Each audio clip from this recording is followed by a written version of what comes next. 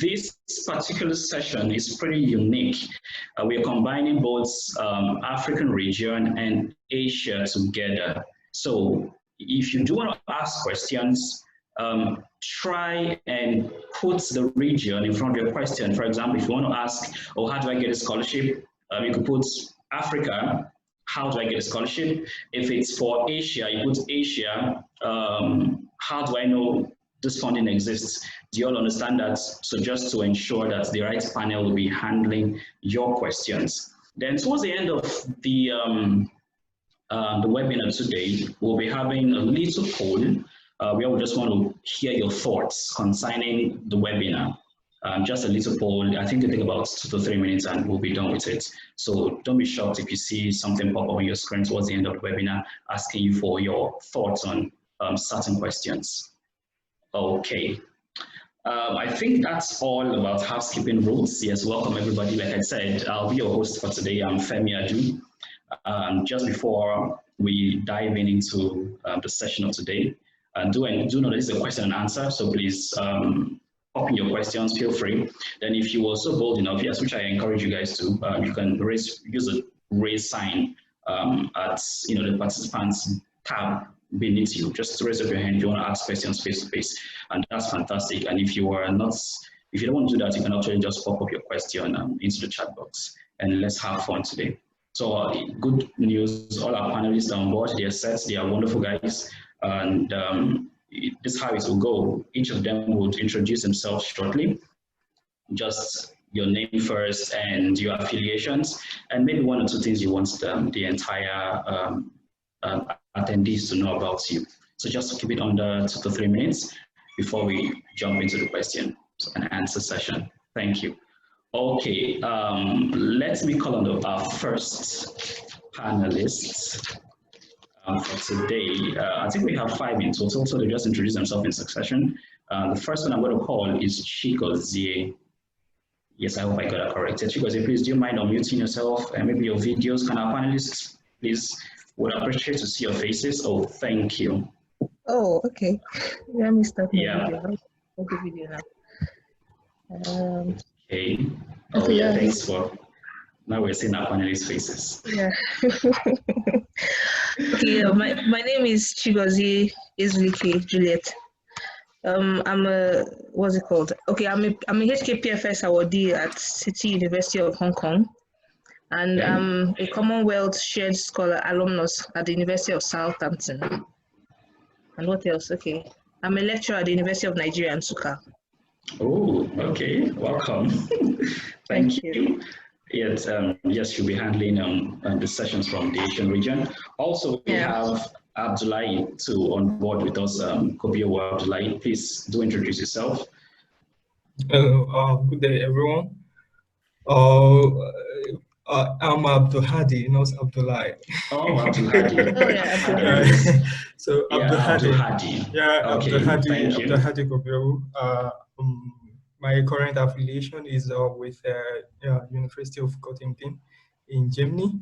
The second affiliation, because I'm on an Erasmus scholarship with the Norwegian University of Life Sciences in Norway. So I think that's all. That's all right. You were MEX scholar, right? I don't know if you mentioned that. Yeah. Okay. Okay. I'm also a MEX scholar. They're quite interesting. That I'm sure you have a lot of questions. How you combining all this together? Just thank you. Okay. For our panelists handling the African region, we have Ochuke. Please, if I didn't get your name correctly, please pardon me. Ochuko, please. Yeah, do you mind introducing yourself? Okay, I'm Ochuko. Okay. Yeah. So, Ochuko Ogenechame, and I'm a Mandela Rhodes Foundation scholar at the University of Cape Town, as in biomedical forensics. Yeah, and I'm very glad and happy to be here.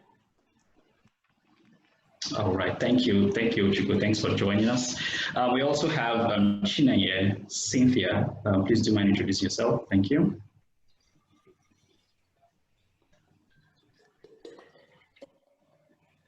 Janet. Oh yeah, yes she is. Okay, good afternoon, everyone. I'm Oluchine Cynthia. I'm a Pan-African University Scholarship Awardee from at University of Ibadan, Nigeria. I'm studying petroleum geoscience. What else? I'm a graduate assistant at Nnamdi Azikiwe University. Okay. Oh, okay.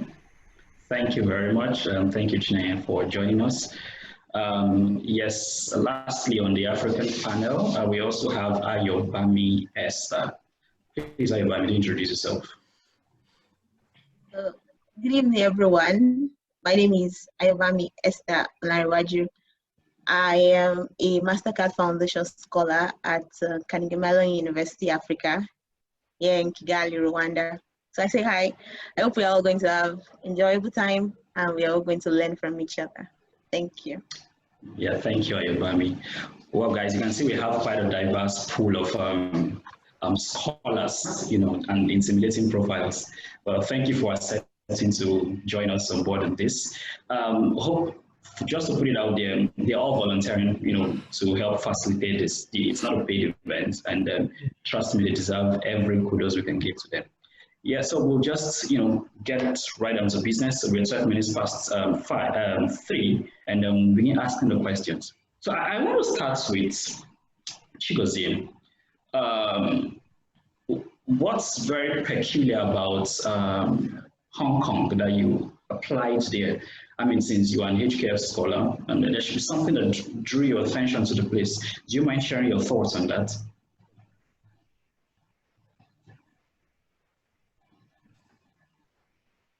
Unmute yourself. Sorry, I didn't know I had muted myself.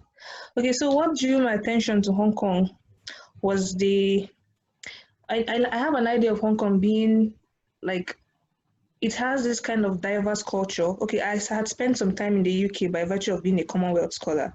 So I didn't just want to be stuck in Europe. I wanted to have a mix of tastes of different continents. Yeah, and then I knew Hong Kong to be a place that it has this UK mix, the American mix, and then the Asian mix. So you can just get those three dynamics in one place. I wanted to experience a different culture, call it Asian culture, but then have a taste of the American system and the UK system at the same time. Yeah, so, and then I felt they pay well. So that's why I had to go there. No, I was actually going for that because I know the millions Hong Kong scholars get. Yeah, so guys, just note Hong Kong, they pay very, very fine. Yes, Abdul Hadi, how has it been a MEX scholar? What attracted you to the MEX? I know MEX is Japan, right? Yeah, I know they have Japan MEX. So yeah, and how is it? What drew you to MEX scholarship? Okay, thank you. Okay. So the MEX scholarship is one of the prestigious scholarship we have around. But it might not be up to the level of the Hong Kong scholarship. Those people are money bags.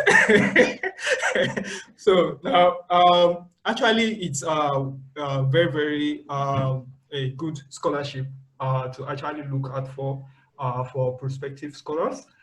Because there are a lot of things to actually get from the scholarship. Number one is the tuition, then the environment, the Japanese environment, because if you are looking for a place to actually publish a lot of works before you finish your graduate study, you should consider going there. You work, you work a lot and publish a lot of works in high impact journals. Then also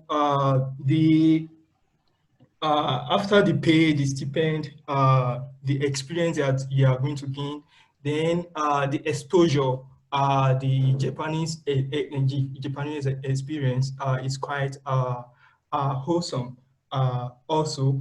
Then there are a lot of scholarships that when you are given, some might not pay for your flight ticket and some other things like that, but this one is encompassing. So it's encompassing mixed scholarship. Yeah. Okay, thank you very much, Abdullahi. We'll get back to you on that. Okay. I don't know. It's as if I might have to pitch my tents with the Hong Kong scholarship, because the money there is really getting me interested in switching. Yeah. Yeah, you did mention quite an interesting thing. Let me follow you up on that, Abdullahi. You did mention some interesting thing about publishing. Yeah. Why do you think it's so unique about going to Japan? Oh, okay.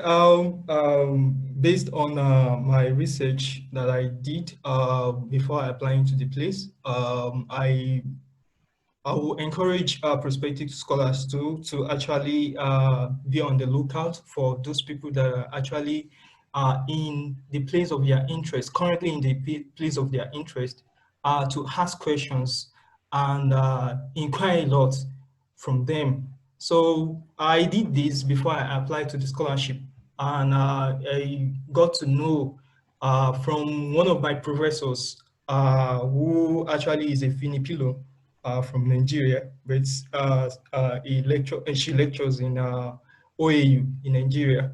So actually, we talked a lot about the research environment in Japan, and I was linked with another professor in Japan.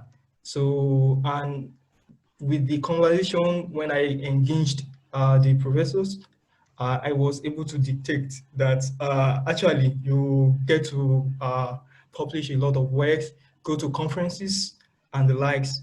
So if you want to really advance your work, your research career, Japan is a very, very good place to look into. Okay, thank you very much. Thanks for selling Japan to us. I'm sure a lot of people are keenly interested. Yes, let's jump into the other region, African region. Yes, Ochuke, please. What is it about Mandela Rhodes Scholarship? Ochuku, please, sorry, pardon. What's about Mandela Rhodes Scholarship? Yeah, you want to just briefly tell us about it? Because not many people are aware that there are quite interesting funding, in Africa here. So it's really nice to hear from you. You're muted, please. Yeah, sorry about that. Yeah, so the Mandela Rhodes Foundation Scholarship, it's a leadership scholarship, and it operates on 4 pillars of leadership: entrepreneurship, reconciliation, and education. It's a fully funded scholarship, and it's just for scholars residents in South Africa. Sorry, scholars who will be in South Africa. So you don't really have a limitation of what course to study or what school to attend. It's going to be in South Africa. So as the name implies, it's Mandela, and it was Nelson Mandela's. So basically, the scholarship has 2 components: full funding for your engagements, and then workshops, series of workshops. So I'll say it's holistic, very, very much holistic.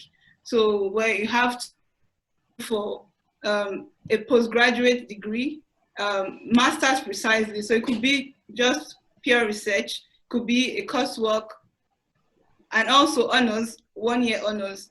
Alongside that, you also are privileged to have series of training in the lines of the 4 values I had earlier mentioned. So for who will be taking a 1-year program, they're the first-year scholars. And then throughout the year, you have 3 major workshops, which right now we are having our final workshop for the year. So during the workshop, usually, if not for COVID, all scholars from all over South Africa, we meet during the workshops, and we are lodged for about a week, and then thoughts on each of these focus. The focus is on each of things I earlier mentioned. So I actually chose South Africa because if we're very much familiar story and history, it's an admixture population. Here you have the whites, you have people from all over, and even white South Africans who have their history from all over the globe. So it's the intersection is really impressive. So, and I've loved Africa so much. As you can see here, my wear represents it. So I've always known that I'd love to have a postgraduate outside of Nigeria. And before then, I wanted a touch of the African, like South Africa was going to give me this opportunity. Yeah, so. Yeah, thank you, Chuko.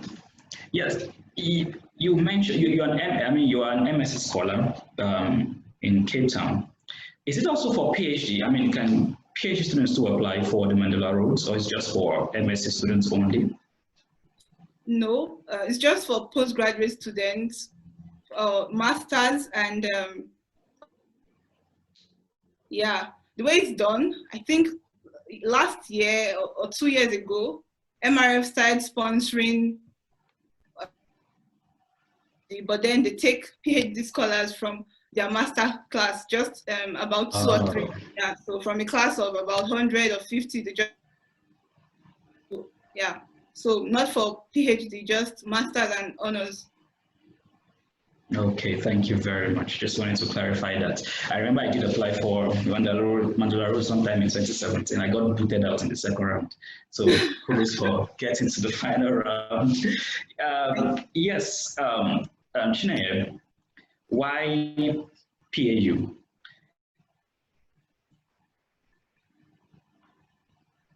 Hello, Chineye. I hope it's not our network. Oh, okay, good. Thank you so much. Okay. Why PAU? Why PAU? Yes. What first attracted me to the scholarship was its mission statement. We are looking for scholars, Africans who have the interests of the continent in mind. They are looking for people who work together to make Africa great. You know, I know people usually say this thing that, why Africa? Especially for us in Nigeria here, we always want to leave Africa, we always want to leave Nigeria to other places for better conditions and all that, but why not make Africa a place where others want to be? So, and the scholarship, their mission is to that's what they're looking at. They want Africa who will, say that this is our own thing. We are going to make it good so that others can come also and then enjoy whatever we have here. Then for the scholarship, for the time being, for the time I've been here, I've been on the program. It's a program that is all encompassing in the sense that you get the classroom experience and the industry experience hand in hand. So you get to have some of your lecturers from the industry and then some from the academics. So as some are teaching, then you are getting the real life experience of what it should look like, not just like the normal classroom teaching and then everything goes from there. But why the academics do their thing, the people from the industry come in also to do their thing. And then at the end of the coursework, you have the opportunity to go for 6 months internship, which they will help you to get a place where you do the internship. Then after which you defend. Then again, coming to the funding aspect, it's a fully funded program. You know that you pay for everything, starting from your flight ticket and all that. Even myself, I'm in Nigerian, but when I was coming, they paid for my flight. But you know, Nigerians and how we do our thing. You may use flights or you may not use flights, depending. It's all your choice, but they will provide for that. Then the accommodation, and then for your thesis or research, depending on the one we want to do, they give you funding for that also. And then some other things that come in between, opportunities and all that's coming while you are doing the program. So it's something that is always encompassing. So I'll encourage my fellow Africans and Nigerians here to look out for the scholarship. Is something good. That is, if you have the interest of Africa at heart, let's not always run out to get better things outside, whereas you can make this place a place where others can come and then enjoy yourself. Yeah. Yeah, thank you very much, Chinyere. Thanks for selling PAU to us. Interestingly too, I remember applying for a PAU. Yeah, I never got the acceptance email. I don't know why African scholarships were so terrible to me. But yeah, quickly, Ayobami, thank you. MCF scholarship in Carnegie Mellon University. Do you want to tell us about, MCF in Carnegie Mellon and universities? Because I do know that Carnegie Mellon too has its principal campus too in the US. So what's the dynamics there? Ayobami. All right, thank you so much, everyone. So let me first talk about Mastercard. Then I'll talk about Carnegie Mellon University and Carnegie Mellon University Africa. Because I get a lot of questions like, what's the difference between the two?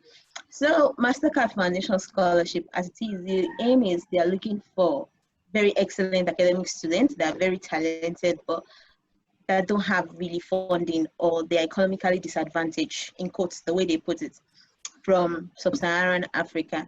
And the main aim is they want to coach them, teach them, and give them enabling opportunities so that they can be the next African giants, so that they can go into Africa and make it like as adorable as we want European countries and American states, something like that. So now let's now come to what's Carnegie Mellon University. Carnegie Mellon University to me is like very amazing school. Like I can tell you, so sweet. The amazing school.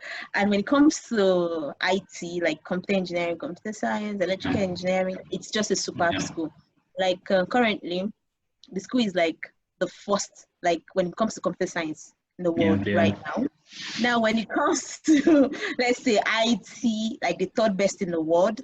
And Carnegie Mellon University Africa is like a research hub for Carnegie Mellon University in Pittsburgh. So the main school is in Pittsburgh, but you have like a research center here in Africa located in Kigali, seeing that, Rwanda is coming up as, Kigali is beautiful. For Africa, yes. So the Carnegie Mellon University Africa is more like a section, just the engineering section of Carnegie Mellon University itself. Everything we do, all our classes, the timetable, payment, everything is set from Pittsburgh. And you being a student, you also have the opportunity to go to Pittsburgh to complete your studies. So the fact that you started in Kigali doesn't mean you can't go. Yes, you can go to Pittsburgh to complete your courses. And when you're done, your certificate doesn't read Carnegie Mellon University Africa. You are a Carnegie Mellon University student. And should I tell you one beauty of it? When you school in an American school, I learned that Netherlands gives you 1 year free work permit. You're free to go there and work for a year, aside from that. And you being MCF scholar, everything is provided, from your flights, the money you'll be spending, to your living expenses, research, community projects. Just think about it. Everything you need is there. Okay, let me share my experience. When I was living in Nigeria, my flight was booked, my COVID-19 test paid for. In fact, they paid for my IELTS, my GRE to apply to the school. Once you apply to the school, they pay for all of your exams, so you don't need to bother. They pay for IELTS, pay for GRE for you. Once they give you admission and you're MCF scholar, they pay for your flight fee, and the school lodges you like in an hotel for like 2 weeks so that you can get acclimatized. And while you're at the hotel, they'll deliver your laptop. In fact, latest straight from factory, like made from HP factory itself. And by the time you even log, you see your name on it. So it means that it's already been preset for you and you alone. It's your system. In fact, they almost bought us books and biro so that you can. So you see, everything is set. So you just go to school. That's all you need. Just go to school. And the thing is, they also have this wonderful like coaches. There are people that there are so many mentors for you. If you feel like you have been overwhelmed by the work, there's always people you can talk to, therapists, advisors. They're always begging you, please come for session. We need you to be mentally, physically fit, and everything you can need. So tell me, we don't want to go to such school. It's just an amazing opportunity, if I must say. Yeah. And the stipend, okay, some people might feel like the stipend is not so glamorous, but we can't do it. The stipend paid in Africa in dollars, seriously, it's something that you can spend and have some change to take home. And when you start receiving the stipend, they pay like every 3 months. So they put all your stipends together for 3 months and give to you. And let's say you're somebody that it's barely anything you want to buy. The money is much in Africa, and you just buy and I'm still coming back to the money part. Just as I just want to hear the responses of our panelists all together. Do you think money is very important when deciding on an area to study or a scholarship to apply for? How important is the finances? Just in like 1 minute. Okay. To me, volunteers. Money is the last thing. Don't think of money first. Once your tuition is taken care of, but please allow your tuition to be taken care of. Once your tuition is taken care of, then just look at, is it a perfect fit for my dream, my goal, and my vision? Does it go what I want? Is this who I really want to be? If it does and is a perfect fit for you, please just jump on it. You learn from what you've learned. Definitely, this will come in. Thank you, Ayobami. Absolutely. What about you? Do you think money is very much important? This question, I've got a couple of times. Like people asked me about money when they're applying for scholarship. I will tell you it is very, very important. It is very, very important because there are some things, for example, in a particular country, there are some places that are the cost of living are very, very high. If you get a scholarship that is not that, for example, look at that Hong Kong fellowship, the PhD fellowship. So in as much as the cost of living in Hong Kong is very, very high, but the money caters for everything, and you still have roughly 500,000 to 500,000 naira in naira now at the end of the day if you spend too much. So it is very, very important for me. So though the first thing is the program a perfect fit for you? Yes, where do you want to go after the program? Do you have any plan after that? So then you have to look at the money too. I'm not going to lie to you. It is very, very important. So it's part of the factors I put together when applying for scholarship. That's when you can't see me applying for Turkish Boslari.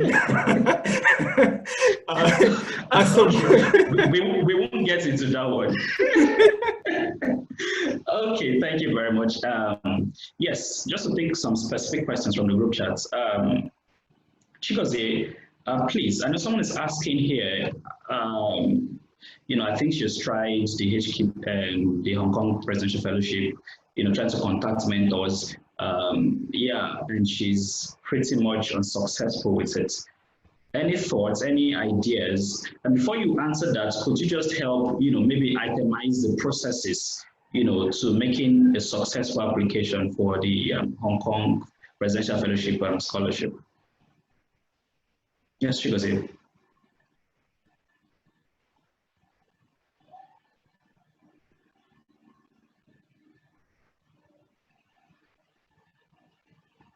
Hello, Chigozie.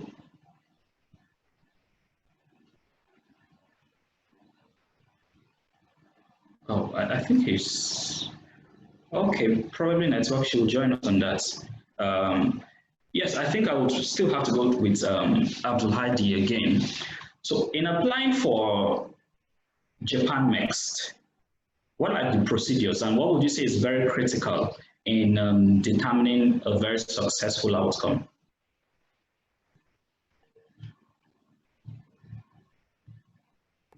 The Japanese government scholarship, aka Next, has two tracks, like the South Korean government scholarship too. So it has two tracks. The first track is the embassy track that Joseph is asking about, and the second one is the university recommendation track. So for the embassy track, embassy recommendation, Uh, you say I'm a little bit biased, but I'm going to tell you the truth. Majorly, those people that consult me about MEX, I used to advise them to make use of the university recommendation because of some things, that plays out in the embassy. So, and you might call me a biased person, but I'm going to tell you anything that has any hands of the Nigerian government in, I don't usually try and go for them because you won't be given a level playing ground. So now these people are people, prospective applicants have applied for this scholarship, the embassy recommendation. So I think for the past 2 or 3 months now, nothing has been heard. And I've had people from different countries getting the invitation for test. So now how it works is for the embassy recommendation that people have applied for, when the call for application comes out, you download the form online. It can be downloaded from the Japanese Ministry of Information Affairs or Interior Affairs, or the Japanese government, what's it called, the embassy in Nigeria. So you can download that, then fill the form with some other things. Then all other additional documents are the proof of bachelor's degree, official transcript, your research proposal, proof of citizenship, like that, letters of recommendation, passports. Then I think that's all for the embassy recommendation. Then you are to use a courier service to send it to Abuja, the Japanese government, the embassy in Abuja. Then afterwards, they screen and evaluate the applications that they've received. Then after that, they will send out invitations for test for the selected scholars. So afterwards, they will be given a test of English proficiency, then Japanese. So don't be scared if you don't have any knowledge of Japanese language. So you don't have to be scared. Just try as much as possible. If you are invited eventually for the embassy recommendation, just prepare very well for the English proficiency test. Then if you perform very, very well, you'll be called for to send your applications to the schools. Sorry, Abdullah. Let me cut you in there. You said English proficiency test. Is it like normal IELTS or no? It's just their own administered test. So it's just like a test. So the test will be in English for English and then the Japanese language. So afterwards, you'll be called again to prepare the documents to choose a school for in Japan, and they will send your application to those schools, like 3 schools. So for the embassy, for the university recommendation, it is very, very straightforward. It was what I used. But the main thing I want to say is that if you have the money, because you have to, all the application document I have made mention of, you are going to send it through a courier service to Japan. So actually, I was admitted and given scholarship at the University of Tokyo. That's the best university in Japan. So now I had to, number one, a kind of a pre-screening was done for us. You will write a motivation letter, submit some documents. Then after that, the pre-selected students or applicants will be informed. Then they will be asked to send across their application documents, the package that I've make mention of the application form, the proof of bachelor's degree, official transcript, research work, like your bachelor's thesis. That's what I'm talking about. So then, yeah, proof of citizenship, 2 letters of recommendation, your 2 passport photographs. Then sometimes they used to collect what we call the proof of examination fee. So I paid that. It was around, when I converted it to Naira, it was around 30,000. So I think that was also part of what they use to actually reduce the numbers of people that will apply. So because a guy from Nigeria also contacted me then that he was also pre-selected and was hacked to send those application package to Japan. He said the money, he can't get the money, blah, blah, blah, and all the likes. So, Abdullahi, I'm going to cut you in there. Okay. In all of this, I'm sure we can get, that online, right? Sure, sure. I will send. Okay, please, thank you. You could send it to the group chat. Please, what would you say stood out for you most in your application? Is it like the GP, letters of recommendation, or it was just holistic? Or there was something about it that really stood out for you? Yeah. Actually, it was holistic, I would say, because the process was very, very rigorous. After that, you'll be contacted again for an interview. After you send your documents to Japan, you'll be contacted for an interview. If all your documents actually meet the requirements, then you'll be shortlisted for the interview. Then after the interview, then you will know your fate. So after that, it was actually the interview. I performed very, very well in the interview. You just have to have the meet the admission requirement. Go to the school's website, the school you want to apply to in Japan. For university recommendation, you only have the option of choosing one university. But in the other one, the embassy recommendation, you have the options of three schools, but the part that be at the embassy. So, but if you made the requirement for the university recommendation, I'm very, very sure you are going to get it. So, so the interview, if you perform very well in the interview, then you will be recommended. Yes, so almost 60% in. Or let me say afterwards you are 90% in after the result of the interview is communicated to you. So thank you very much, Abdullahi. I just before I leave the Asian region, I don't know, I think Chigozi's network or something is pretty much down, but are there other scholarships one can look forward to in that region? I know the Chinese government have the CAS, Chinese Academy of Science Award.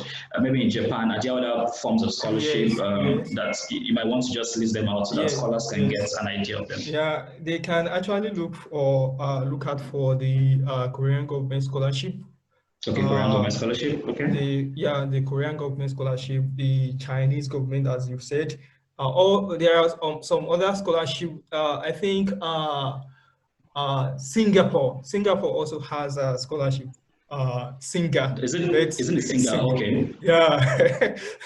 So they also have Singa. You also have the one in Thailand. I forgot the name, but I'm going to say to the groups when we finish the webinars. So for the Korean government scholarships, they used to take a lot of people too. It has two tracks, like that of Japanese government scholarship, the embassy recommendation and the university recommendation.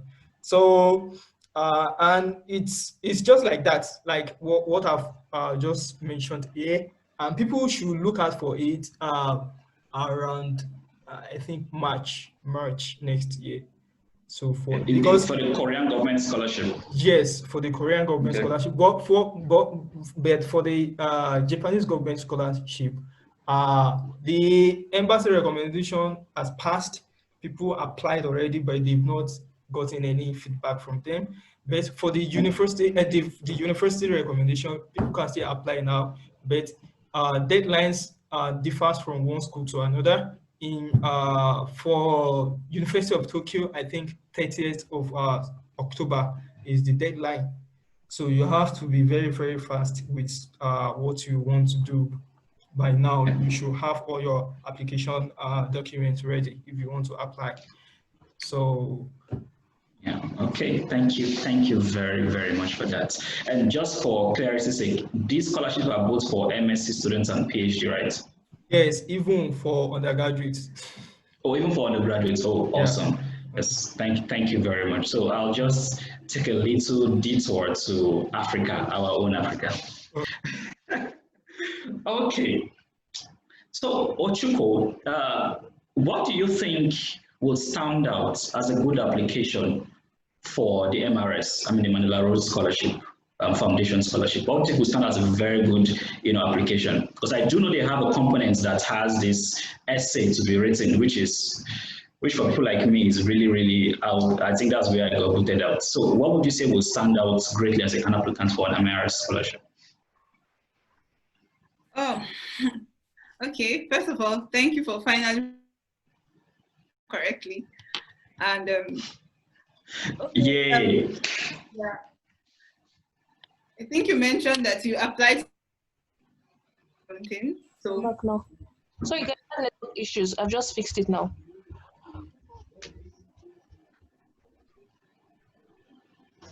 okay. Hello. Yeah, Ochuko, please, you can go on. Okay, yeah. Yeah. So the MRF scholarship is really straight.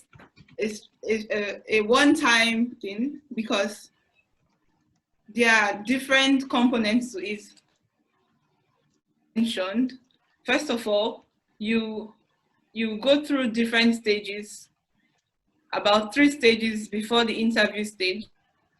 So basically, for the first round, what you do is you're asked to write an essay, and you changes most times every 2 years. But then they usually center question reconciliation, polarization, Africa issues and all that. Like when I was applying last year, the question around reconciliation, and then this year, what the question was on write about any polarizing issue in Africa. So apart from your essay, there's also the component of recommendations. Yeah, and from my research, then when I was applying, I did a lot of investigations, and I found out that scholarships like this, which give preference to recommendation letters, hands alone, apart from your own essay, how much is being said about you.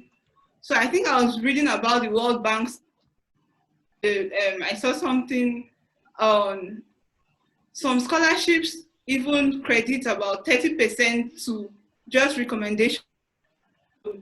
So apart from your own story, which the MRF is very much interested in, there are 2 essays, your personal story. There's really no construct to it. You're just asked, what's your story? So tell us your story.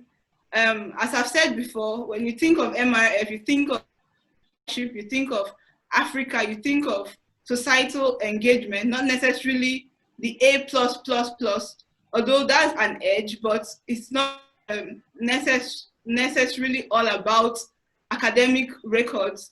So it's a combination of what you're able to do for society, what you're able to do, what you've done for society, what you do for society. So it's actually the combination of that. And then the personal statement. So I think when I was getting reviews early this year, people will ask, what exactly do they want to see? One thing about MRF is that they love vulnerability. Who are you? And let's meet you as your story. I know the fall pit most of the time is that people just 100% believe that scholarships are on those that are disadvantaged. And then we come in for real. What's happening here is that a handful of scholars presently are not even poor background. So that really isn't the intent. That's not even the intent. For example, there was this light joke I saw.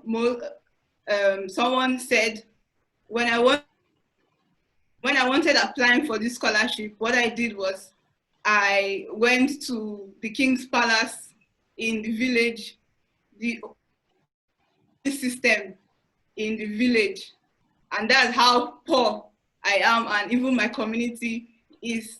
And then you see that when you start, everyone starts from, as a child I was very poor and all of those things, or from growing up, things were very difficult for me.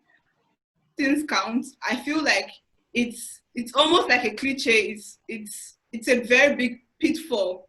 So who are you? What's your, even if you've had challenges, how have you used this? How have you come out of stronger? How have you built tolerance? How have you used your own experience to encourage others to become? So in other words, Ochuko, you're saying people should be clear about their story. They should be sincere about it and not just put themselves at a disadvantaged position. Yes. Okay. How about GP? Does it really count, having a very fantastic Cgpa? If you want to, by your own experience, would you say GP versus a very nice written recommendation letter or a very nice written essay? You know, is there like a balance, or everything is just considered holistically? I'll say it's very dicey. It could be yes and no, but then we have yeah, I think that, and that it's one of the very few scholarships. Okay, I don't know, but like I've said, it's not really the center of it. So it's they just want to see the human side more than what you've printed on paper. So that's why the way it goes is you might ace the first, second, and third round, and then at the interview, you just fall out. And most people wonder, what's this thing? How come I've come this far? And at the end of the day, you still don't get. Is more interested in you and your leadership engagement. Yeah. So not necessarily. Okay. An A+ academic record. Thank you very much. Yeah, so guys, you're hearing it. It's a holistic application. Tell your story fine.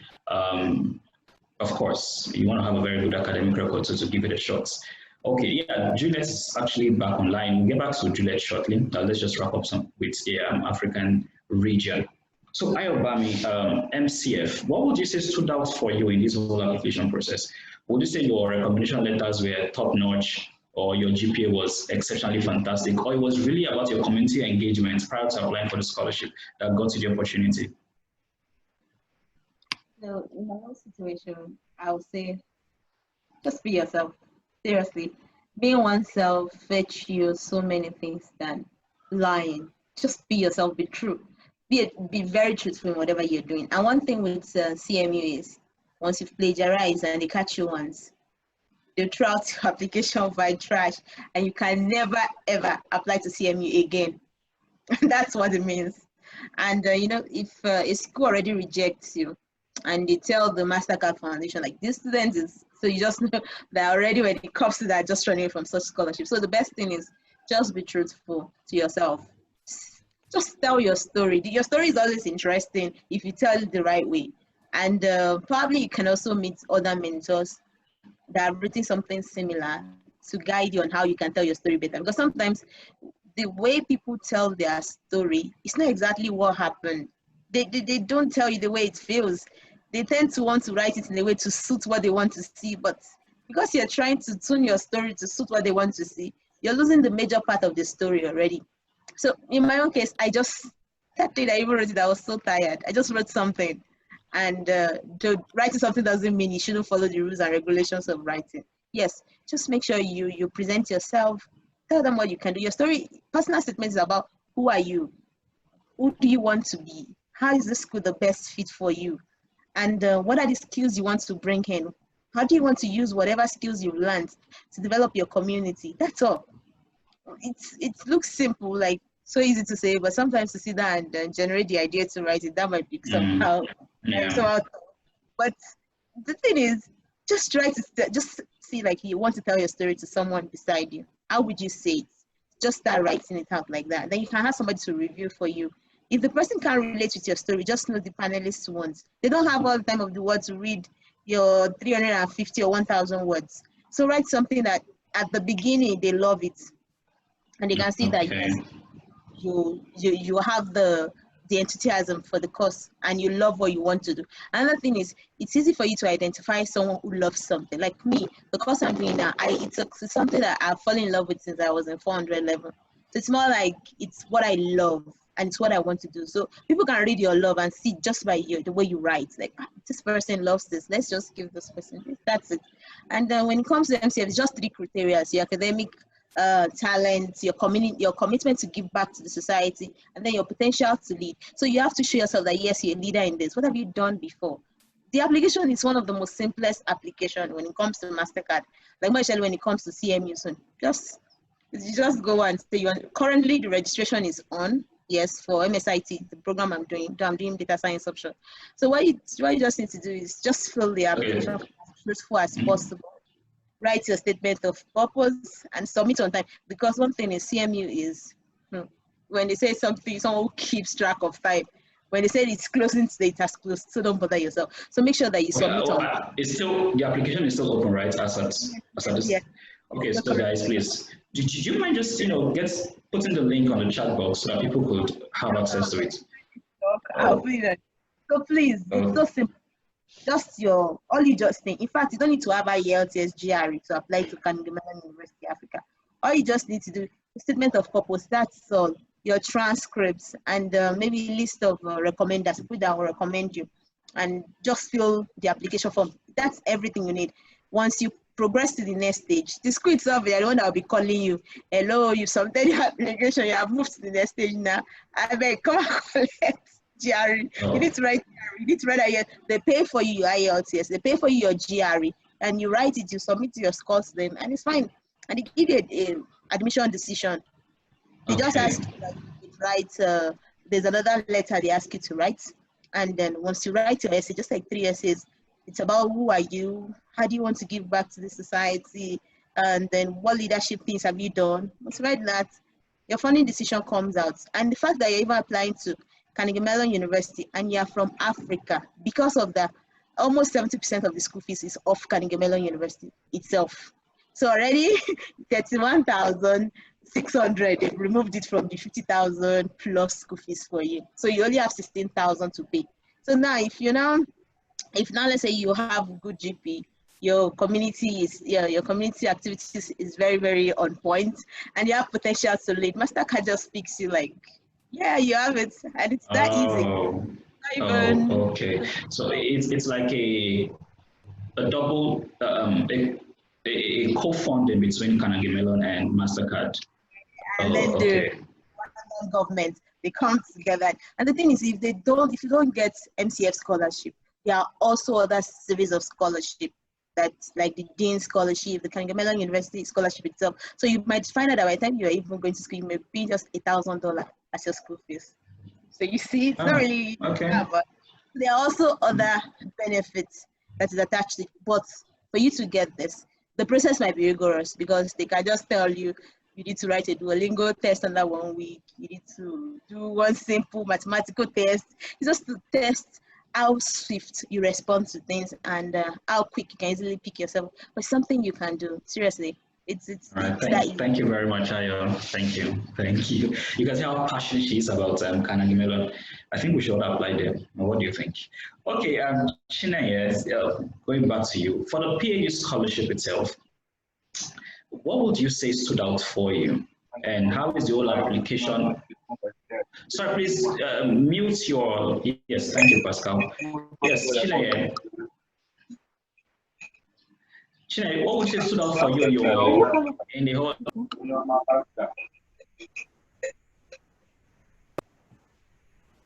Okay. What would you say stood out for you in your application? And just a little bit of intro, could you describe the whole application process? Because I know there are like 4 campuses all around Africa. Maybe it's more now, I wouldn't know. But what really stood out for you? You know, being a Nigerian and also getting the scholarship in a Nigerian university, that dynamics, do you mind sharing your thoughts on it? Okay, what I would say stood out for me. In general, the scholarship application process is a very straightforward one. You just have to get the listed documents and then you are done. But the scholarship, for you to be able to get it, is something that is encompassing. You have to stand out in your academic, your reference should be top notch, and then your cover letter, most importantly, because they request for cover letter. They don't ask for English tests like GRE, IELTS, and all that. Once your other certificates and your documents are in place, then you have already stood out. But of most important is your cover letter. Because during our induction for our set, we were told that some people, when you ask them to write a cover letter, because their focus is mostly on what you are bringing to the table. Like, okay, Africa has been backward. What can you bring to the table to push Africa to the front? That they don't like pity stories like, okay, I don't have money, that's why I'm applying for this scholarship. And they also told us that some people, when you ask them to tell their reason why they're applying for the scholarship, they'll just be like, my father just died, I'm the first son, and all that, like stories that doesn't add up. They are not looking at pity party. Africans, we always hearing stories like that, so they don't want that kind of story in your cover letter. They want what you're bringing to the table. Like, this is what I want to do for Africa. This is what I can do to bring Africa together. This is the way I intend doing my thing so that Africa will be in the front, just like other continents. So they are not interested in your pity stories. You should just tell them what you want to bring to the table and meaningful things that you are bringing to the table, not just any stories that doesn't add up. Then the application process is straightforward stuff, but you have to pay attention also to your recommendation, because they ask your recommendations. They ask, you know, some people, when you ask them for a recommendation letter, they just go to their department and then get a particular template, like, she's a good girl, she graduated the top of her class. The person recommending you should be able to know you very well and then say that, okay, this opportunity is something that you can use. The person should see you. Most time, I will even advise applicants to write what they want their recommenders to submit on their behalf, not like they leave their recommenders to recommend whatever they think. You yourself, you already know what you can do, so write it down and then give it to your recommender. The recommender's information should also tally with your own. You don't just come and say, I'm a good girl. It doesn't add up. Your recommender should be able to see you based on what the scholarship is looking out for. If they are looking out for people that want to integrate Africa, your recommendation should tally with that. And then another thing again, and the scholarship is a very competitive one, because of course, the selection process is just one person from different parts of Africa, like North Africa, West Africa. In a program, you only see like 6 students or 5 or 4, depending on the number of applicants they got for the program. But it's something that they pick from different parts of Africa. So check, like, for my program, Masters in Petroleum Geoscience, we are just 4 in my program. They will pick one person from West Africa, one person from North Africa, one person from East Africa, and one person from Central Africa. So your application really needs to like stand out. Your reason for applying for the program should be well defined for you to be chosen for the scholarship. You were mentioning the branches now. Like, how many campuses do we have for the PAU scholarship? We have 4 campuses, one in Cameroon, one in Nigeria here, one in Algeria. and then one in Kenya, the Jomo Kenyatta University. And it's the same thing that applies to all the branches. So that you are in Nigeria doesn't mean it's a Nigerian thing. You don't have any business with the Nigerian system. You are in the program, they treat you as a Pan-African scholar, not like a Pan-African scholar in Nigeria. So it's totally different thing. I know some people will be worried about Nigeria is still a Nigerian thing. No, that shouldn't apply. That you shouldn't be worried about that when you're applying for the scholarship, because it's a totally different thing. Even though most of our lecturers for the Nigerian section, we use University of Ibadan, but the way they treat you, even you as a Nigerian, you'll be surprised. Like, this is not the way normal Nigerian lecturers behave. Like, it's totally a different thing. And then they don't just pick lecturers from University of Ibadan. I have some of my lecturers from Kenya, some from Ghana. So it's something that is all encompassing. If you are coming, don't come with the Nigerian mindset that it's still the same Nigerian thing. It's totally a different program. The way they handle people in other sector, in other of their branches, that's the way they handle you also in Nigeria. Okay. Yeah, thank you very much, Naya. Thank you for that very, very expansive description of the PAU scholarship. Yes, I just want to appreciate our panelists for engaging on the chats. I mean, I can see a lot of question and answer going on there. Thank you so much. So we want to just quickly jump back to Juliet. I think her network was a bit off. A couple of questions for her. What's like, Juliet? Hey, network, God, what is this?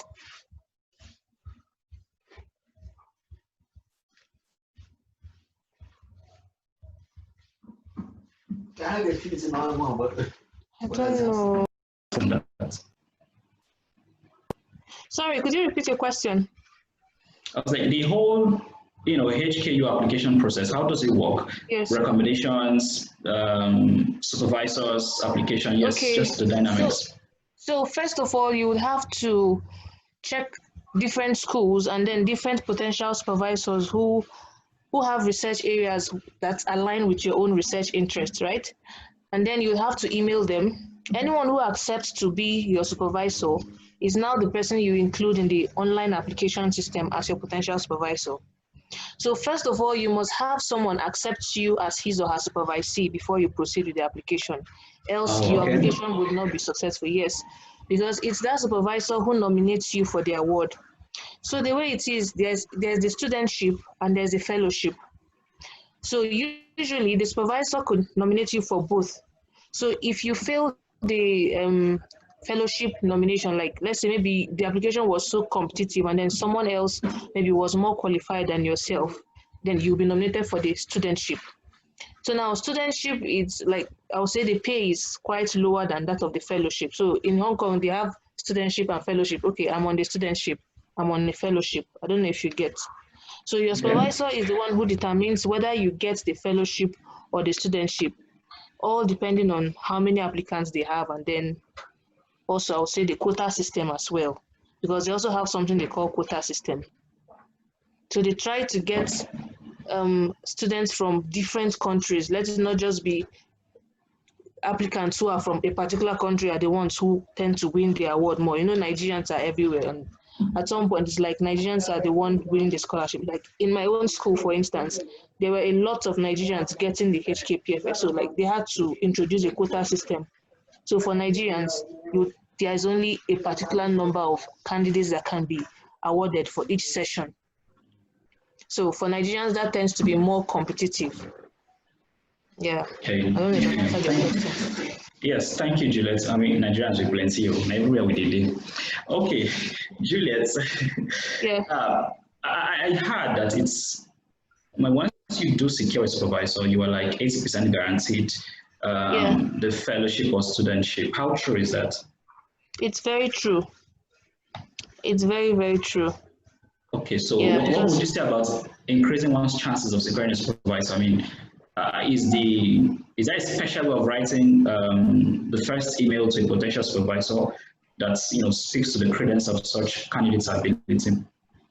Basically, I think I would just say it depends on individuals. Like in my old case, I had sent emails, the same format I sent to a lot of persons, but at the end, only 2 persons replied. So I got to find out that within this application period, a lot of supervisors tend to receive so many emails. Like they receive so many emails.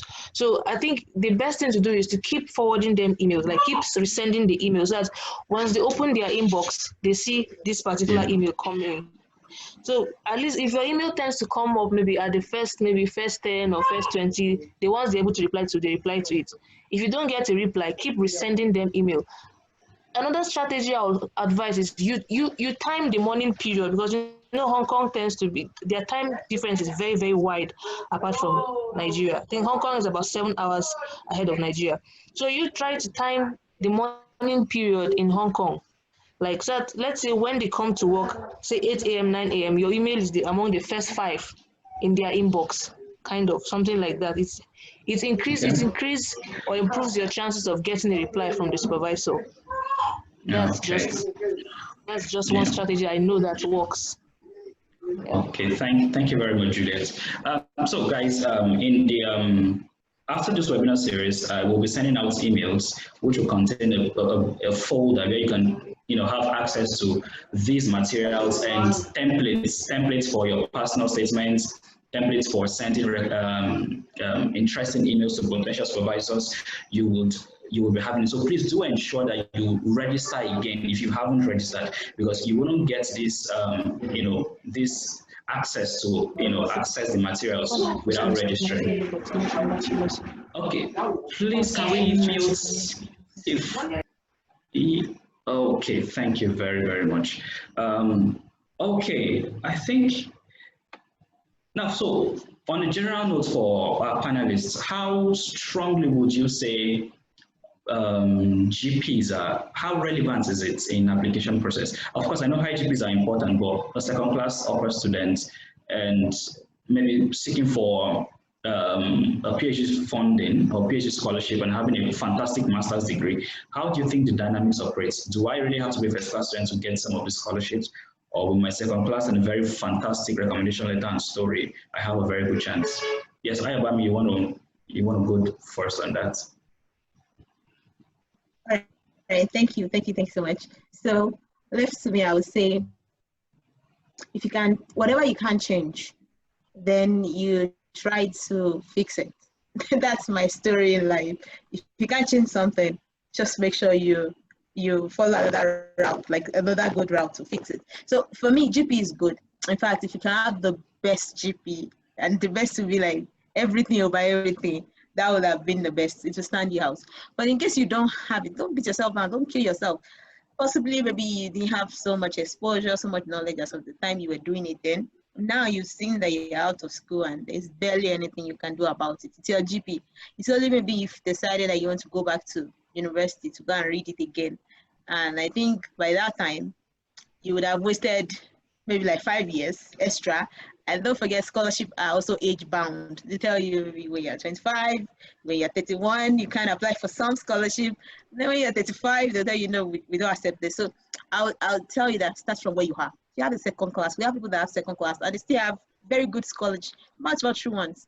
We even have people that have 2-2. Some people feel like like the worst of this kind of GP, and still they have so much opportunity. All you just have is, if you know that you don't have a good GP, then the next thing is, what else can you have? What can you add to your application to make it stand out and unique? That means you need to do extra work. Maybe you want to target a very high score on your GRE. That's already distinguished you from your peers, which means you don't have a GP, but you are telling them now that you're a changed person, you have improved. See my GRE score that can cover for my low GP.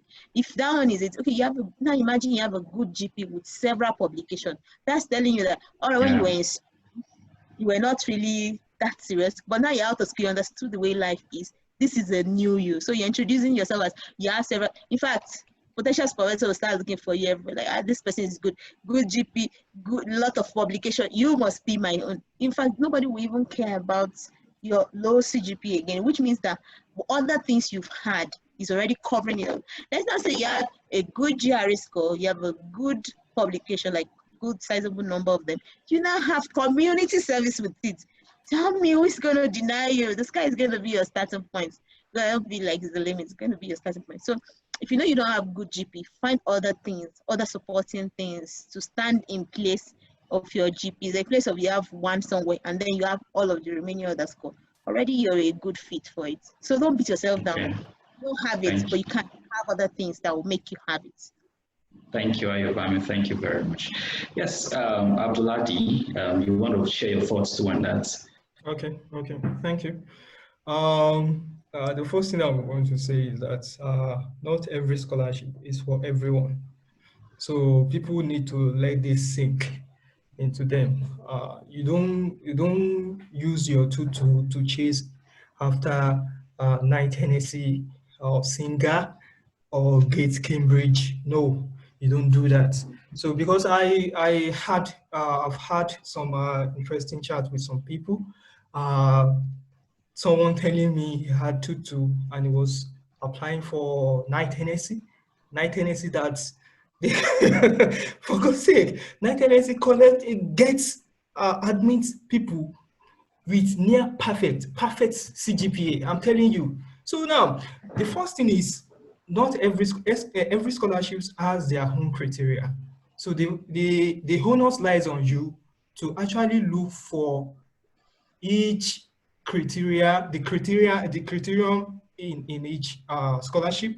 Look for, okay, MCF, Mastercard Foundation Scholarship, they look towards your community service and some other things, blah, blah, blah, like that. Some ones look at Cgpa. They will tell you, this is from there for here, first class only. For example, if you want to use undergraduate for the Hong Kong fellowship now, you need to have first class. So if you don't have first class, maybe you have a second degree, a very strong with a very strong results there. So what I'm going to say is that Cgpa counts, but each scholarship has their own criteria. Like Ayobami has said, there are some things you can't change. You can't change your Cgpa now. So what you have to do now is to do some research. If you have to, don't start and be chasing after Knight NSC. I'm begging you for the sake of God, please. So yes, I mean, it is very. One could try.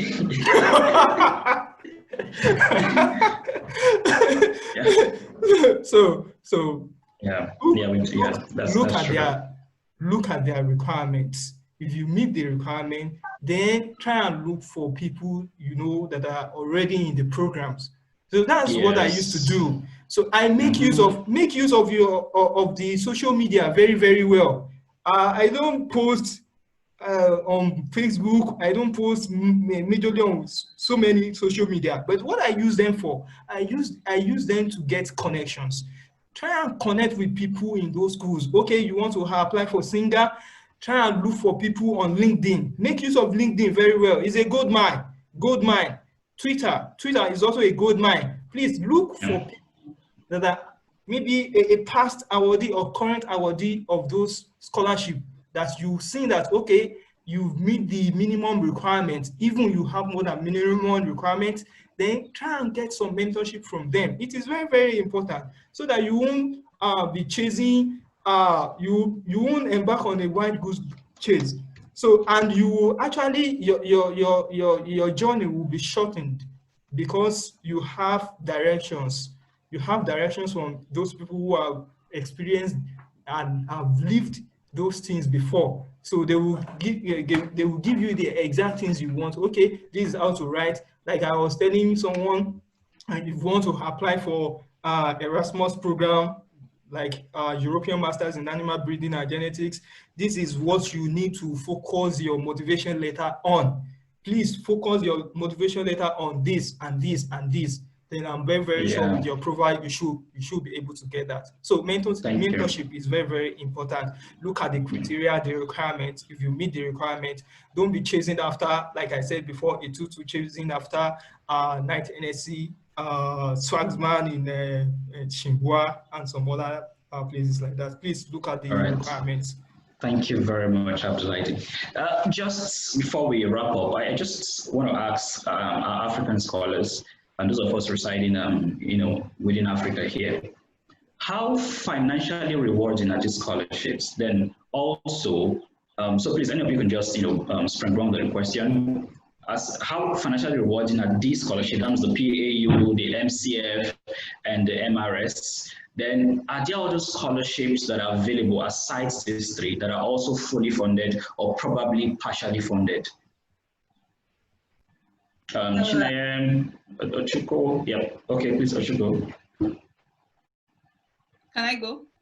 Yes, please, sure.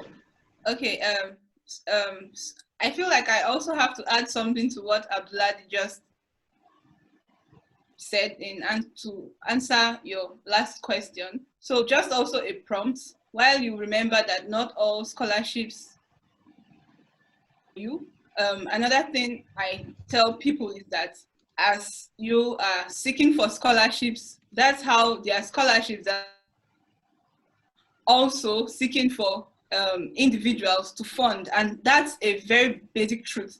So play your card well, do your research. Very, very, very restless.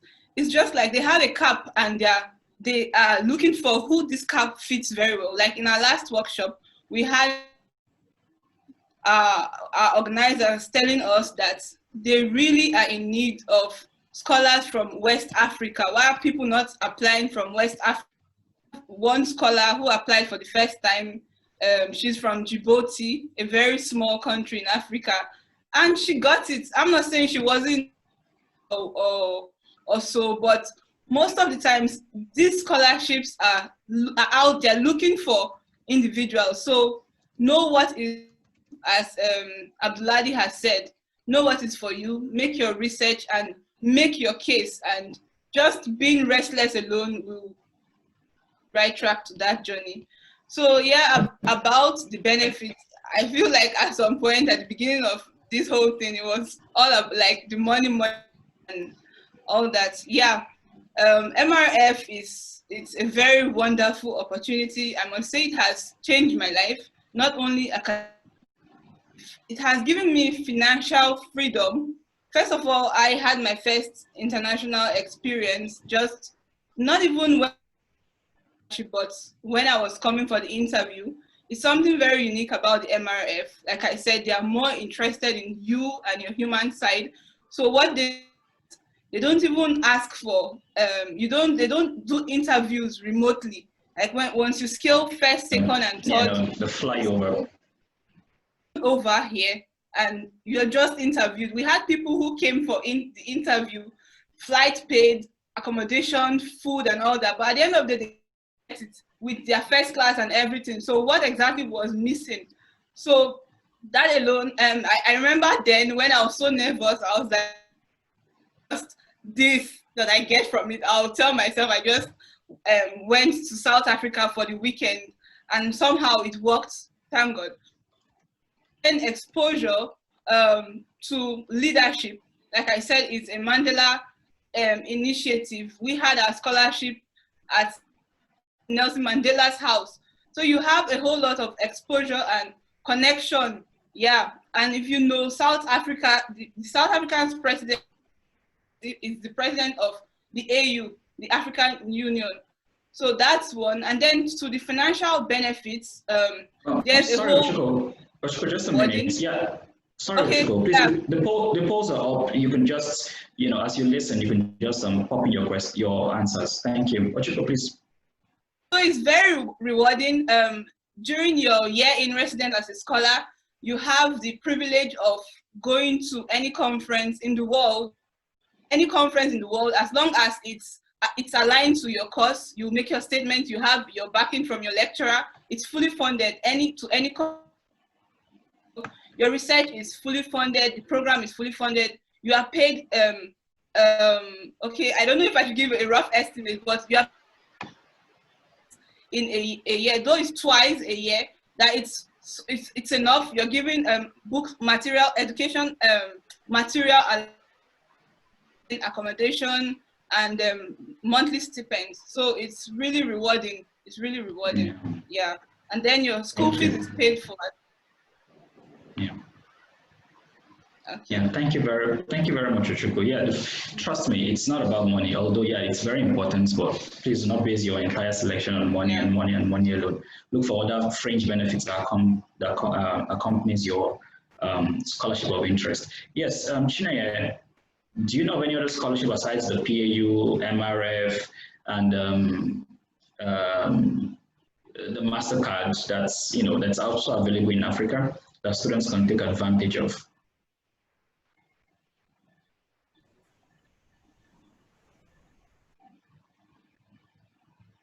Yes, Chineye, please go ahead. You're muted.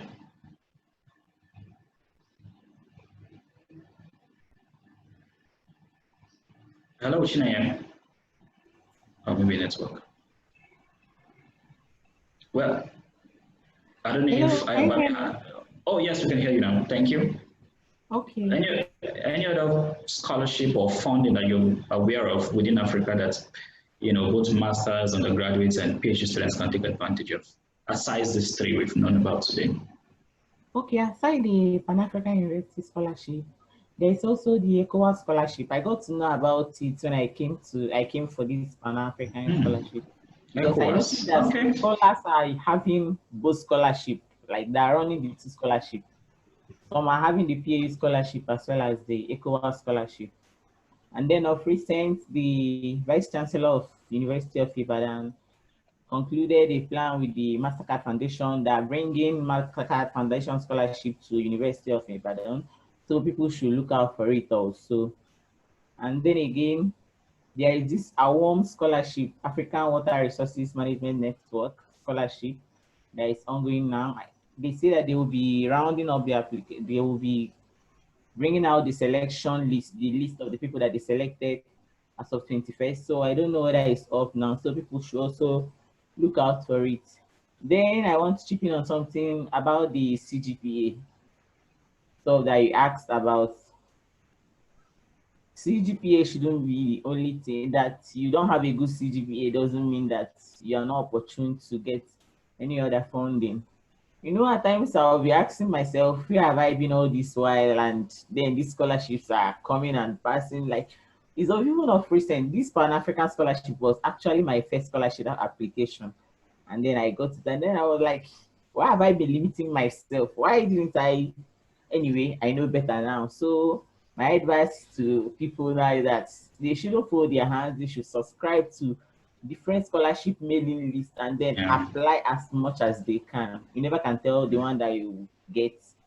And then don't limit yourself because you don't have a good Cgpa. There is a place where you fit in. Look out for that place and then build your strength around it, and you surely succeed. Thank you very much, Chineye. I wish we could continue with this, but 30 minutes is almost complete. Okay, I'm going to give two scholars, one from the African region and one from the Asian region, your final thoughts, any parting gifts. We'll come to the end of the webinar series anyways. So any parting gifts for scholars, just one person from, please, any of, one from African and one from Asian, as a parting thoughts for all attendees. So can I speak? Okay. In 1 minute, please. On the scholarship. Okay, sorry. I wanted to just chip in that aside from the Mastercard, there's something they call Smart Africa. There is Minds. It's a Mandela Institute Foundation scholarship too. And there's one that is UN Women. Then when you apply to CMU, you can apply to all the scholarship within CMU. So it doesn't just stop at Mastercard. And they also provide good funding too, relatively good ones. But there's just one thing that I always say. And what it is make AY the sunshine. You're not going to, the youngest you are is what you are today. So do all your best to ensure that put all your strength out there and try to chase your dreams with all of your passion. If one doesn't work, another one will work. So far as you're always tending towards it and you're always thinking about it, you're always praying towards it and you're always working towards the nature, God has a way of making things work together for you. Don't limit yourself because of your maybe Cgpa. You don't have something. If you don't have, find something else that can stand in. Don't forget at the end of everything, you don't have anybody to blame for the way you live your life. You blame yourself. And if you don't want to blame yourself, then you have to make sure that you make the best of the opportunity you have to make sure that you put yourself at the top. Nobody owes you anything. You owe yourself success. Always tell yourself that every day, and always believe in yourself that you can do it. If I that much serious do it, you can do it. There's no All right, thank you. Yeah, thank you, Evan, for that, awesome baffling thoughts. Yes, Asian. Okay, let me be a bit biased. Let me call on Juliet. Juliet, any final thoughts for all attendees, as we wrap up this?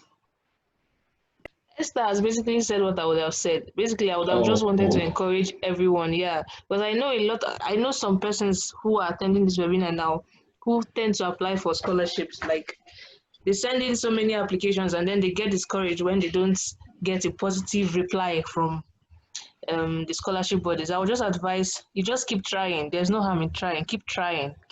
Nothing good comes easy. Basically, that's what I'll say. So just keep trying, keep pushing. Yeah, that's just it. Yes, guys, you've had it all. Keep trying, keep spreading your tentacles, apply it to as many as possible.